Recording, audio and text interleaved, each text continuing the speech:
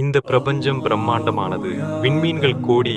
ஆனால் இதையெல்லாம் ஆளும் மனிதனே, உன்னை படைத்தவன் யார் என்று உனக்கு தெரியுமா? நீ எங்கிருந்து வந்தாய்?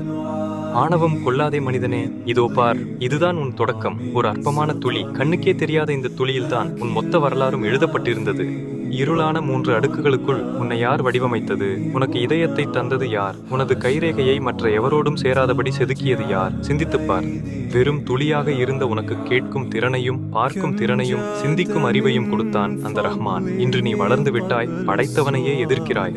உன் உடலுக்குள் இருக்கும் ஒரு சிறு நரம்பு உடைந்தால் நீ பிணம். உன் மூளை ஒரு நொடி வேலை செய்யாவிட்டால் நீ ஒன்றுமில்லை. இவ்வளவு நுணுக்கமான படைப்பை தற்செயலானது என்று எப்படி சொல்கிறாய்?